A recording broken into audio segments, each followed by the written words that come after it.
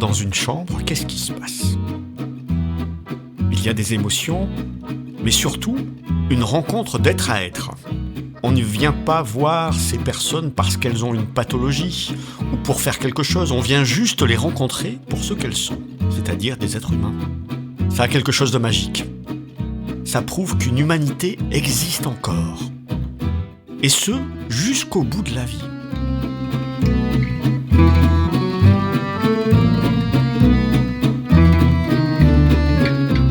Aujourd'hui, je suis à Moissac, dans le Tarn-et-Garonne, aux côtés de Gilles Padier, comédien, clown, formateur et directeur de la compagnie du Bout du Nez, qui propose des interventions de clown en milieu hospitalier et à domicile pour les personnes en situation de vulnérabilité. Gilles Padier est le créateur de la démarche du clown d'accompagnement que j'ai eu l'opportunité de découvrir dans mon enquête autour de l'art au service du soin. Cette approche me semble avoir toute sa place dans ce podcast dédié à l'art-thérapie.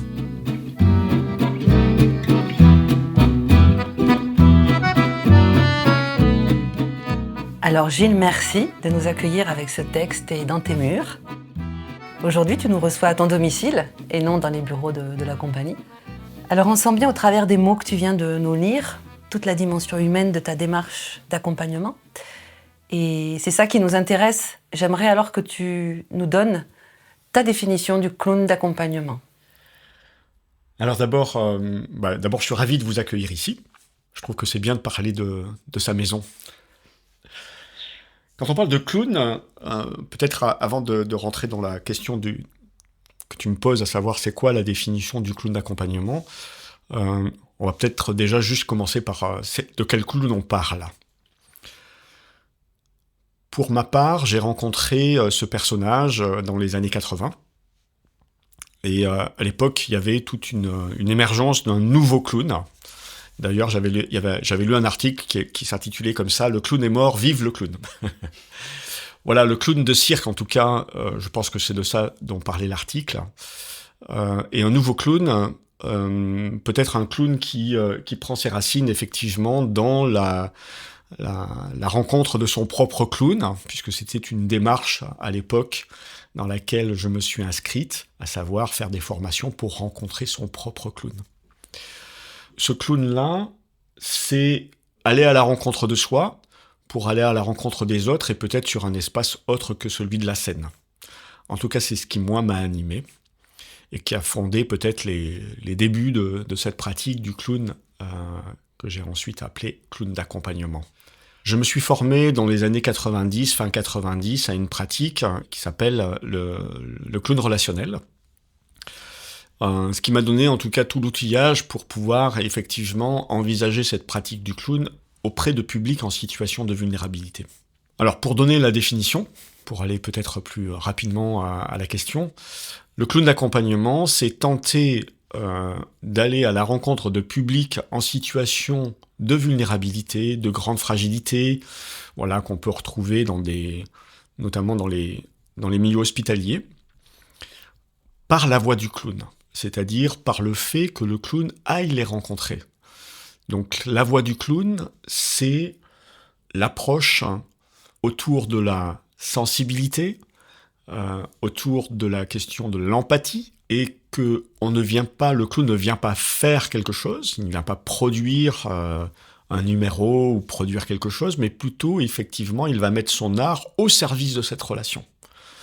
Lors de la création de la compagnie en 98, l'ambition de mon travail va être d'expérimenter cette pratique du clown dans le champ du social, en dehors de la scène.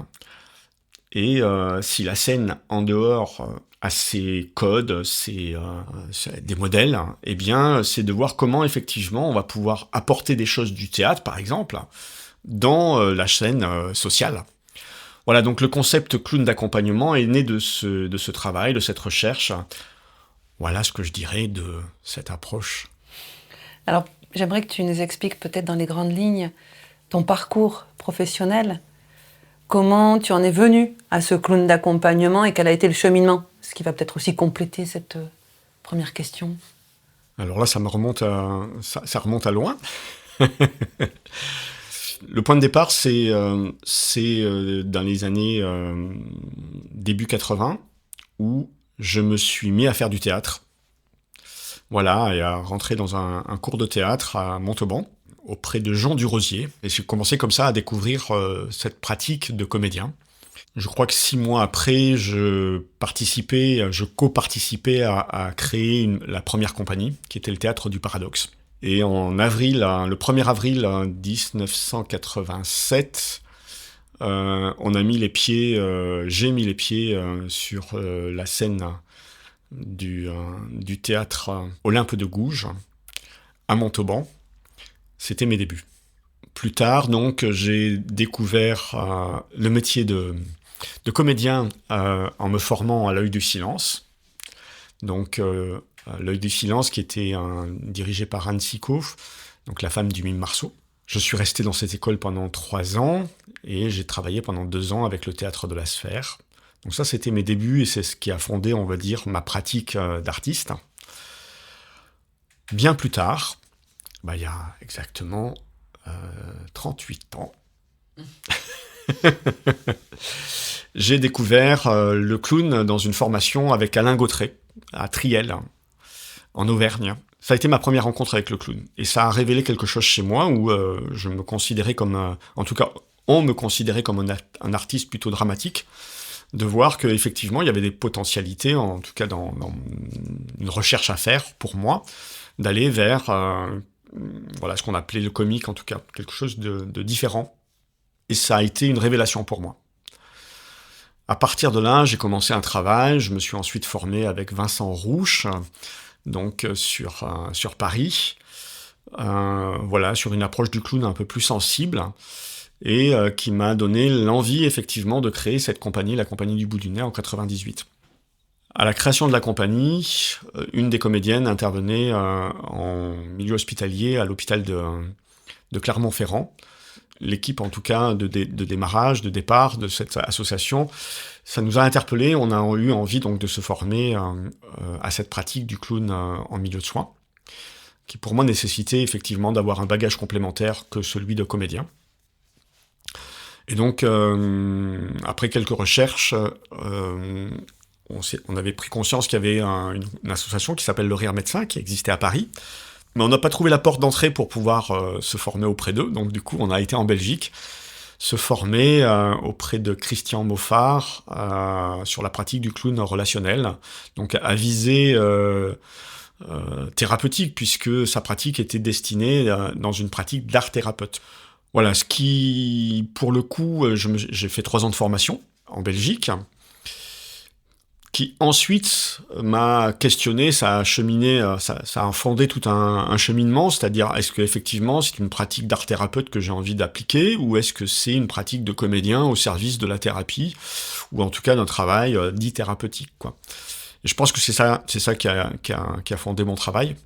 Donc le clown d'accompagnement est né de toute cette richesse-là, en fait, et de ce questionnement. Est-ce que c'est vraiment une pratique qu'on peut affirmer d'art-thérapeute ? Pour ma part, je me considère pas comme un art-thérapeute. Je me considère comme un comédien, appliquant effectivement une pratique en milieu de soins, ayant des effets thérapeutiques, et cherchant à co-animer, co-construire avec les équipes soignantes. Donc je nous considère plus comme des partenaires de soins que comme des art-thérapeutes. Concernant cette pratique justement du clown d'accompagnement, je sais que tu développes un véritable travail de fond, le travail de transmission, de collaboration, de coopération, comme tu le disais juste avant, avec les équipes soignantes, puisque ça fait 25 ans que tu es sur le territoire du Tarn-et-Garonne. Donc peux-tu peut-être nous faire part, de façon un peu plus détaillée, des apports de vos interventions clownées auprès de ces établissements et des personnes bénéficiaires ? Quels sont les bienfaits ? Alors soit de façon générale, soit peut-être au travers d'exemples plus concrets pour illustrer un peu ce propos-là, même si je sais que c'est une question qui peut être très vaste. Alors la question des effets, c'est toujours une question riche parce qu'elle est complexe. Pour ça, il y a plusieurs choses. Il y a d'abord qu'est-ce qu'on observe et qu'est-ce qu'on cherche à observer. Donc il y a les effets directs. Ce qu'on peut dire en tout cas, c'est que le clown, a priori, n'a pas sa place dans ces lieux-là. Donc quand on dit ça, qu'est-ce qu'on dit en fait? On dit que un établissement, quel qu'il soit, hospitalier, médico-social, etc., il a une organisation avec un système qui, pour le coup, est là au bénéfice, en tout cas, de la prise en soin. Ça pose la question quand on parle de soins, on parle de quoi en fait? Nous, on s'inscrit volontairement dans la définition qu'en donne l'OMS. Donc je vais vous la dire, parce que je trouve qu'elle est intéressante. La santé est un état complet de bien-être physique, mental et social, et ne consiste pas seulement en une absence de maladie ou d'infirmité. Je le redis. La santé est un état complet de bien-être physique, mental et social, et ne consiste pas seulement en une absence de maladie ou d'infirmité. Voilà la définition de l'OMS. Dans ce sens-là, nous, on s'inscrit effectivement dans le maintien de la santé, notamment sur le plan psychique. Puisque la santé psychique de la personne va dépendre des interactions qu'elle peut avoir, va dépendre de sa capacité à pouvoir encore communiquer, et notamment de façon non verbale, à sa capacité à pouvoir se sentir être une personne faisant partie d'un système de relations. Donc, être en capacité de pouvoir exprimer ses états émotionnels, y compris quand ils sont avec des déficits de la capacité de communication. Voilà, donc toutes ces choses-là font que, effectivement, nous avons peut-être une place à jouer en milieu de soins. Notre fonction n'est pas celle qu'on pourrait projeter, en tout cas que les soignants peuvent projeter sur nous. Pourquoi ? Parce qu'on est souvent considéré comme de l'animation. Alors, à juste titre, l'animation est une belle définition, c'est-à-dire mettre de la vie. Je trouve que c'est une belle définition.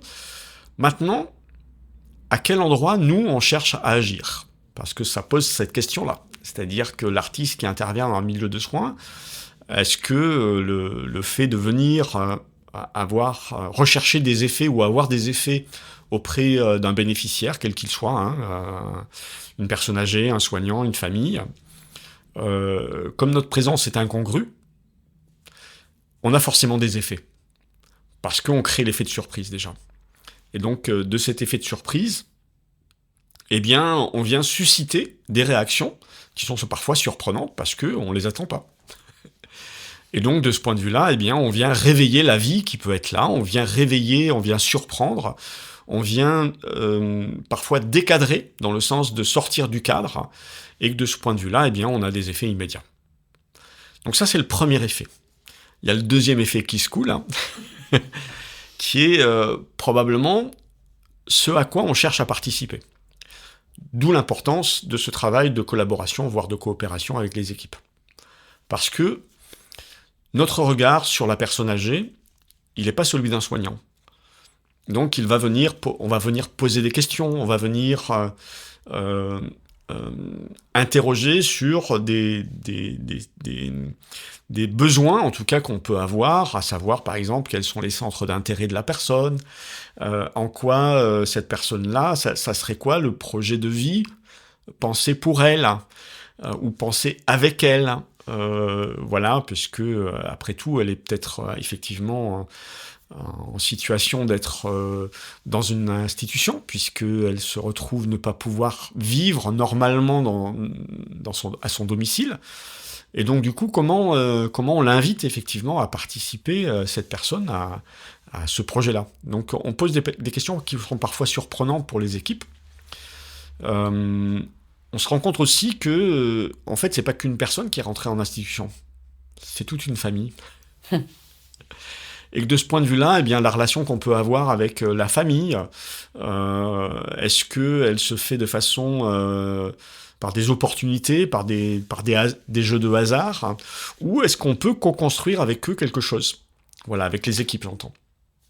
Voilà, donc ce sont des vraies questions pour avoir justement un sentiment de participer à quelque chose qui dépasse la personne elle-même, mais plutôt les représentations qu'on peut avoir du bien-être, de l'accompagnement, de sa vie en fait, de sa vie sociale.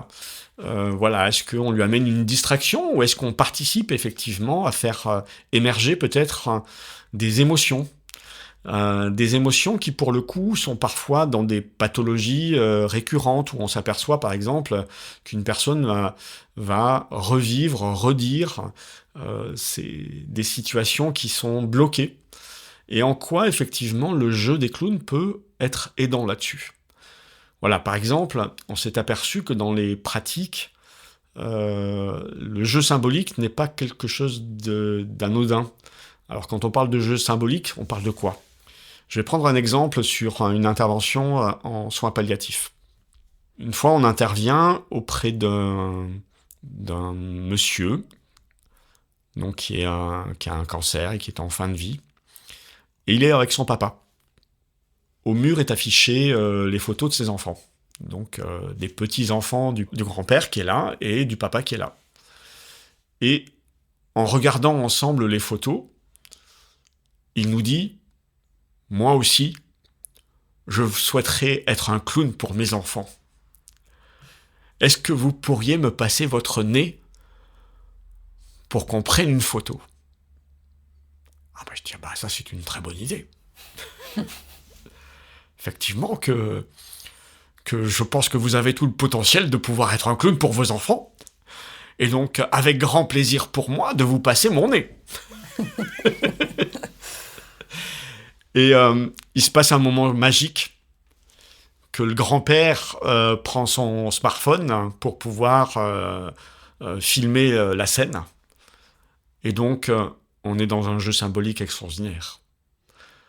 Voilà, parce que par le truchement de ce masque, de ce nez de clown, eh bien le père va pouvoir dire des choses à ses enfants. Et là, nous ne sommes là que pour accompagner ça. Voilà, donc nez ou pas nez, le clown est là. et on vit un moment de vie, mais magique, y compris pour le père, le grand-père, donc qui est là, qui accompagne son fils vers la fin de sa vie. Voilà, donc ce sont des moments forts en émotion, et ce sont des moments symboliques extraordinaires. Alors j'en aurais plein d'autres à raconter, hein. Je ne sais pas si on a le temps de ça, mais en tout cas, voilà ce que j'appelle le jeu symbolique, par exemple. Et que ce moment-là a été un moment fort en émotion, y compris pour la personne que je suis, y compris pour le comédien, parce que ça nous ramène en fait à des choses essentielles. C'est que la vie, elle existe jusqu'au bout, et qu'on peut, en tout cas, par le truchement du jeu, et notamment du jeu symbolique, passer des messages d'espoir, passer des messages d'amour, notamment par rapport à ses proches, quoi. Justement, après, en tant que comédien clown, comment vous recevez tout ça ? Donc, comment, après, en tant que vous, individu, vous gérez ça, ces émotions qui vous arrivent, votre vulnérabilité à vous, en fait, aussi ? Comment on gère ça ? D'abord, je trouve que ce sont des cadeaux qui nous sont faits. Et donc, l'accueillir comme un cadeau, c'est précieux. C'est pas rien. Ça remet en question la question du départ, c'est-à-dire de la formation, la question de comment, effectivement, un comédien peut aller à la rencontre de ces publics-là. Parce qu'on est dans des moments de vie particuliers et qu'on va être face à des situations qui vont forcément nous embarquer nous-mêmes dans nos propres émotions. Donc il faut être au clair. Dans le travail de transmission que je peux faire parfois avec des comédiens ou des compagnies, je dis que la pratique du clown hospitalier nécessite forcément d'avoir un ego rempli, un ego comblé. Pourquoi ? Parce qu'on ne vient pas là pour faire, pour se faire voir. On vient là pour se mettre au service. Voilà. Et que ça, déjà, il faut être au clair avec ça. Donc ça veut dire que cette capacité à se mettre en disponibilité, eh bien, faut déjà avoir travaillé sur soi. Voilà, c'est ce que je pense. En tout cas, on est vigilant quand on fait des nouvelles embauches par rapport à ça, par exemple. Après, ça demande effectivement d'avoir une pratique pour se mettre, dans notre jargon, on appelle ça se mettre en état clown, qui fait que cette capacité de se mettre en état de disponibilité, c'est de faire en sorte d'avoir, par exemple, dans la symbolique du clown, on a souvent les grandes godasses, hein, voilà, le costume, le chapeau, le nez rouge, etc. Les grandes chaussures, c'est une symbolique forte. C'est un ancrage dans la réalité, dans l'ici et maintenant, dans le sol. Et ça, c'est important. Parce que quand on est joué par ses émotions, on ne peut pas jouer. Voilà, donc avoir cet outillage et cette capacité en termes de formation, de repérer que quand on est joué par ses émotions, on ne peut pas jouer, et bien dans ces cas-là, il faut savoir se retirer. Donc peut-être sortir de l'espace dans lequel on est. Voilà, donc ça, ce sont les précautions. Après, il y a maintenir sa santé psychique. Et pour ça, en tout cas, dans notre association, nous avons mis en place tout un travail autour de la supervision. Donc les comédiens ne sont pas livrés à eux-mêmes et ne repartent pas avec ce bagage-là à la maison, où ils ne savent pas quoi forcément en faire, d'ailleurs, parce que ça vient susciter alors des états émotionnels, mais aussi des questionnements pour le comédien. Voilà, est-ce que j'ai bien fait les choses à ce moment-là? Est-ce que, par exemple, se retrouver face à cette situation que j'évoquais tout à l'heure, de passer son nez, est-ce que ça a été le bon truc? Est-ce que c'est juste? Voilà, donc tout ça, on a besoin de le débriefer à des moments, à des endroits particuliers. Alors, entre nous, hein, entre comédiens, c'est important, donc il y a de l'analyse de pratique. Mais il y a aussi besoin d'avoir un espace peut-être un peu privilégié, d'une supervision faite par un psychologue qui est capable de pouvoir faire un travail d'accompagnement, pour le coup, du comédien par rapport à sa pratique. Voilà, donc je pense que ce sont les garants, les cadres qui permettent d'être garants d'une certaine éthique d'une pratique. Voilà, en tout cas, c'est ce que je préconiserais. Oui, c'est très important. On voit bien que d'être dans les métiers du soin, c'est pas anodin.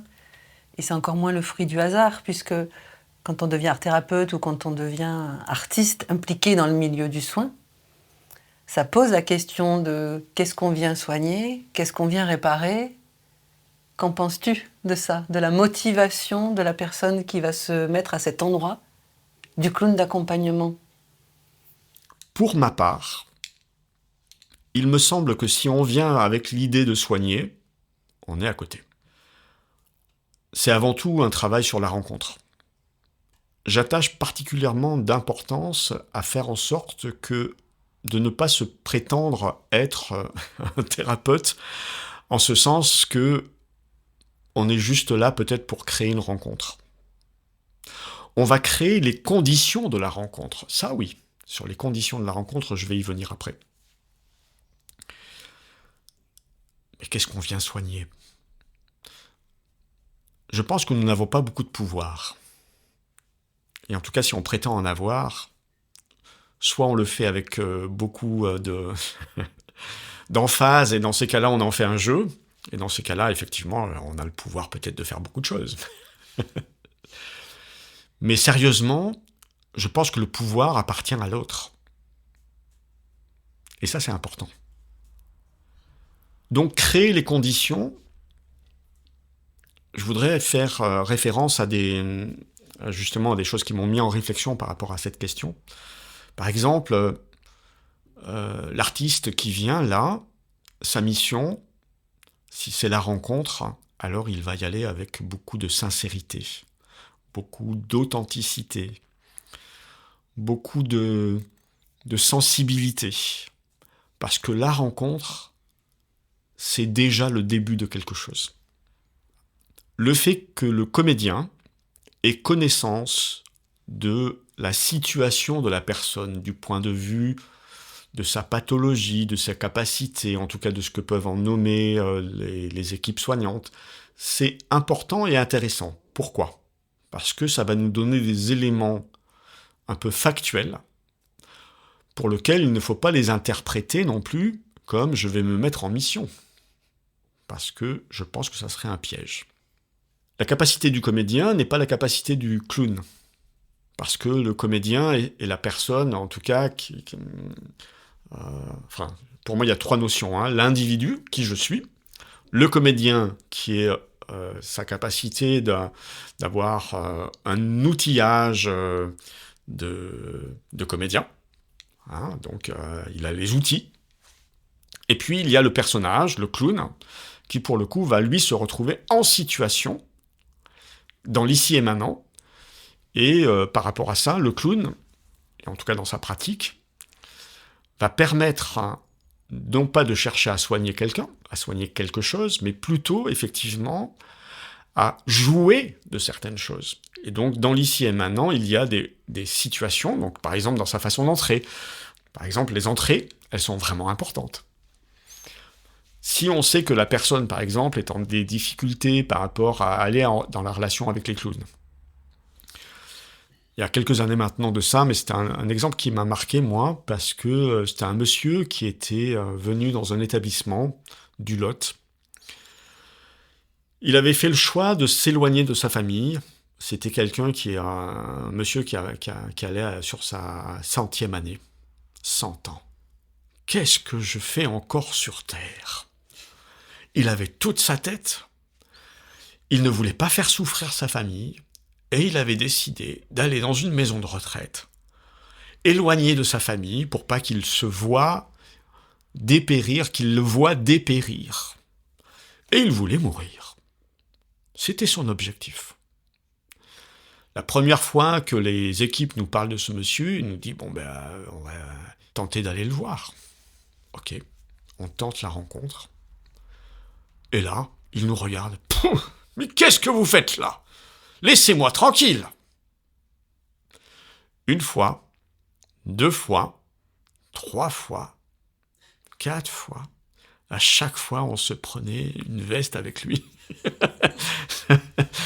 La seule chose qu'on arrivait à lui faire exprimer, c'est laissez-moi tranquille, laissez-moi tout seul, je veux mourir, etc., etc. Et un jour, à force d'insister peut-être, on rentrait dans son paysage. Hein.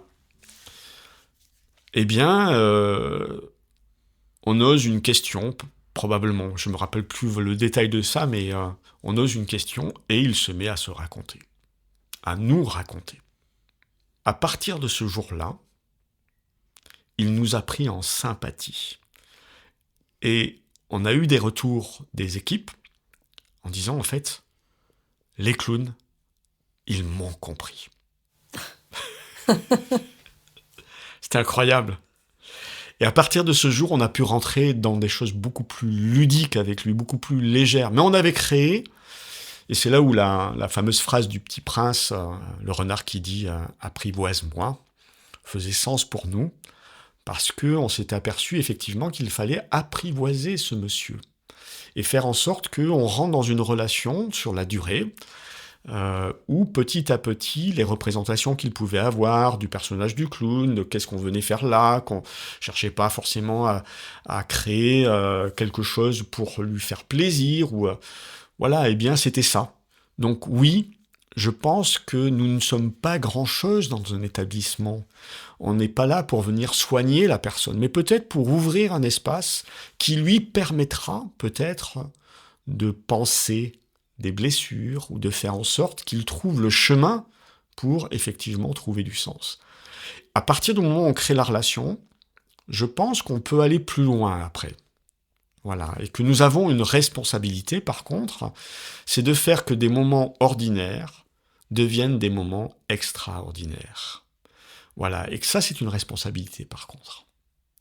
Et que le sens que ça peut avoir pour la personne et pour son entourage peut être intéressante parce que, pour le coup, on peut avoir des moments, alors qu'on qualifie au théâtre en tout cas de catharsis.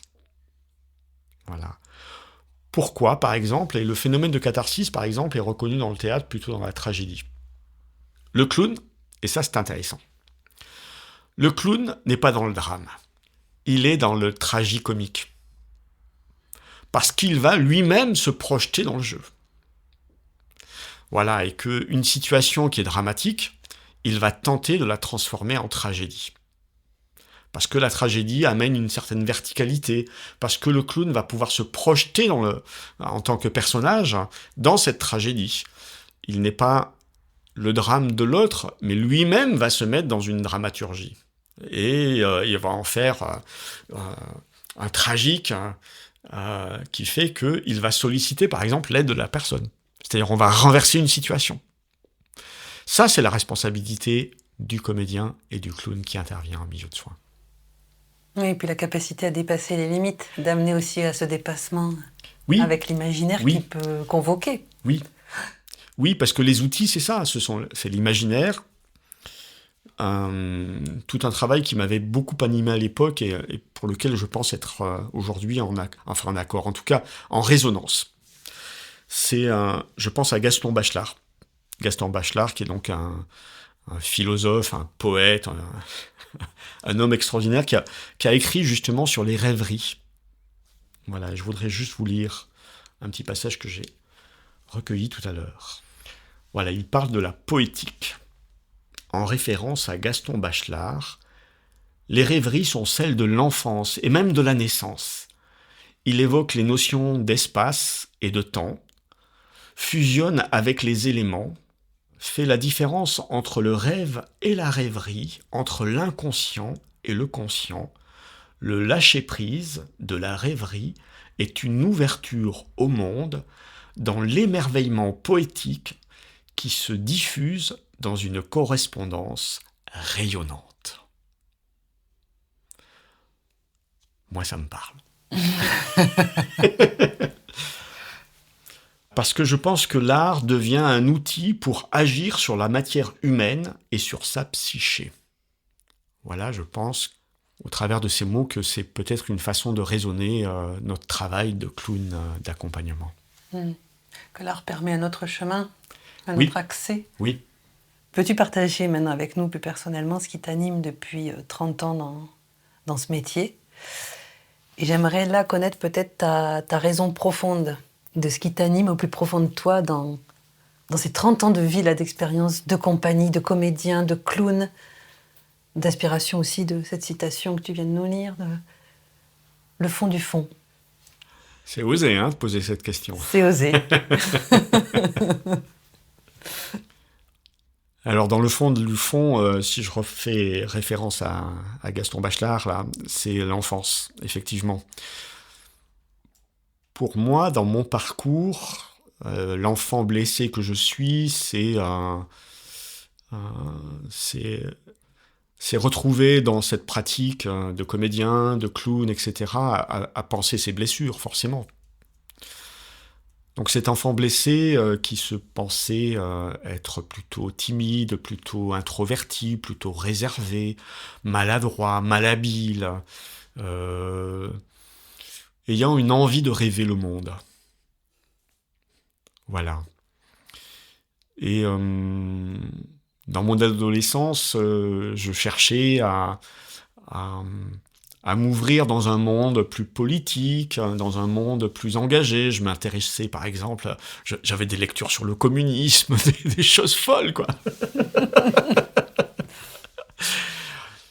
J'ai retrouvé, là, dernièrement, puisque je suis en train de préparer les 25 ans là, de la compagnie, j'ai retrouvé des choses dont je n'avais plus souvenance, en fait, où j'ai fait des formations à l'époque pour apprendre à parler en public. C'était bien avant même que je sois comédien. Et ça s'appelait Dale Carnegie. Donc, savoir prendre la parole en public. Incroyable. J'avais fait ces formations à Cannes. Donc, ça me ramène là, en fait. Ça me ramène sur le fait que la rêverie, je crois que j'étais un enfant qui rêvait beaucoup. J'ai des souvenirs de mon enfance, de partir à l'aventure. Mes parents habitaient dans une maison magnifique, une maison de maître. Donc ils n'étaient pas propriétaires, ils étaient locataires. Une maison de maître qui était face à la mer. Et dans une propriété où il y avait plein de maisons qui étaient occupées uniquement par des gens qui avaient plein de sous et qui venaient là l'été.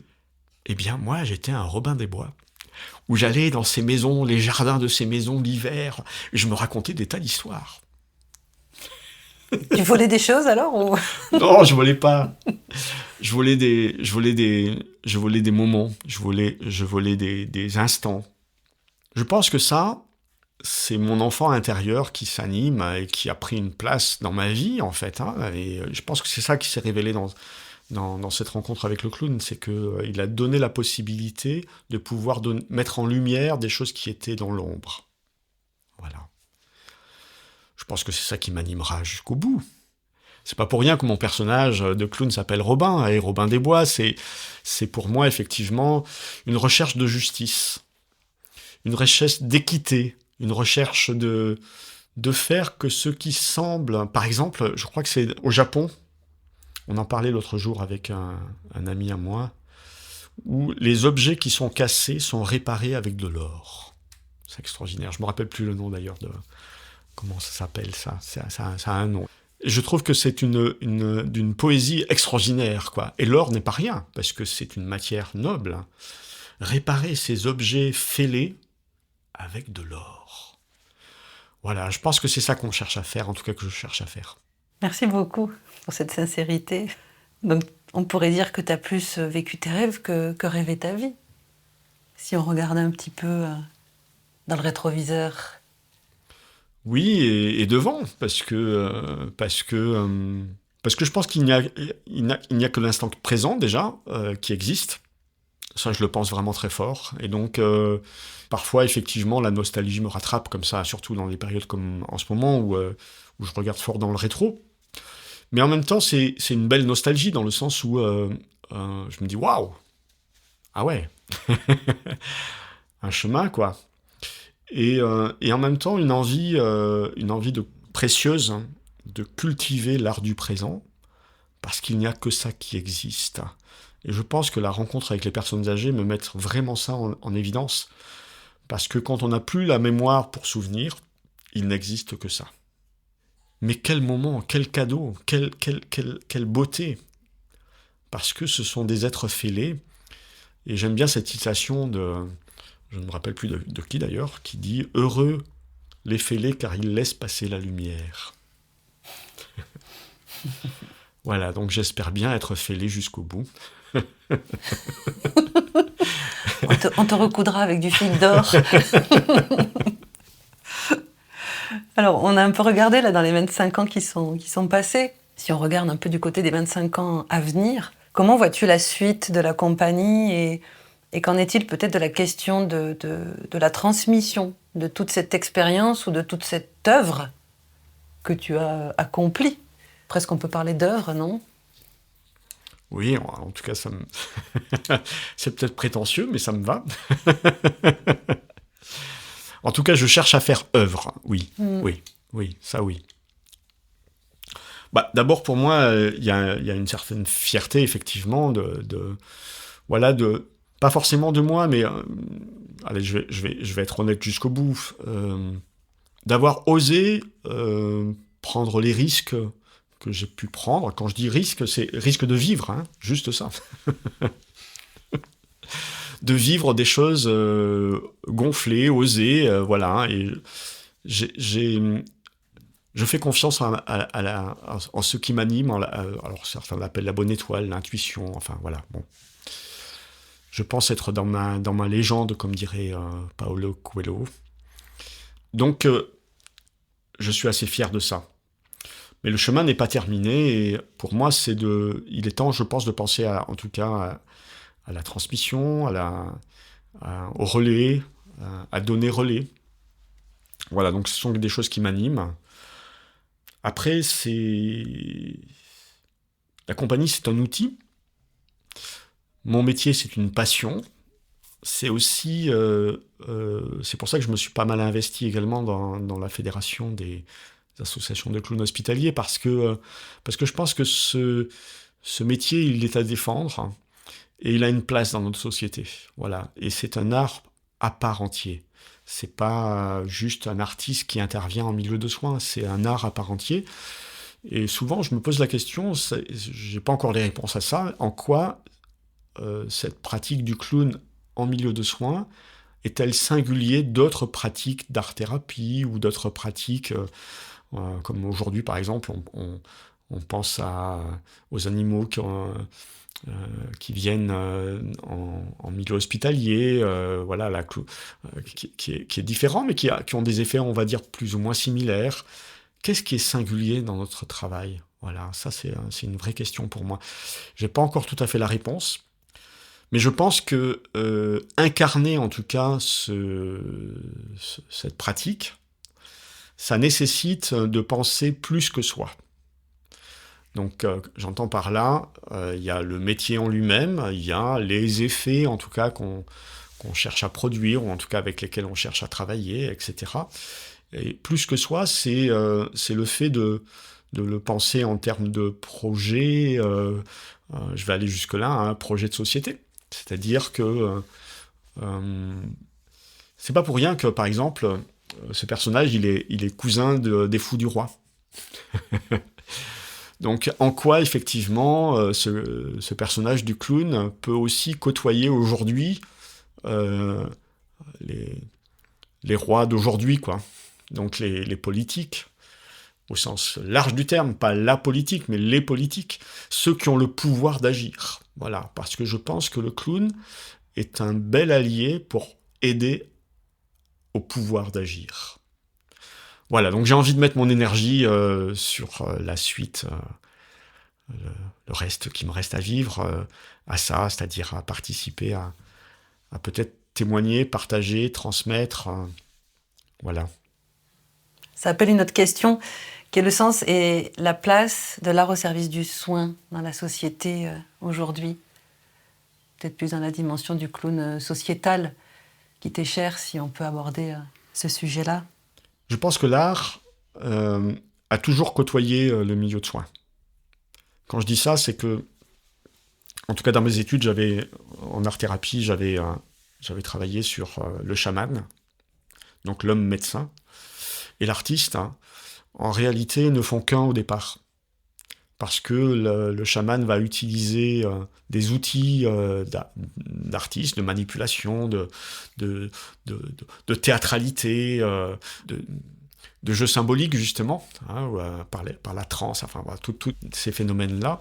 Donc je pense que les choses sont liées depuis toujours. Nous sommes dans une société où on sépare les choses. Voilà. Et que l'art, ou l'artiste,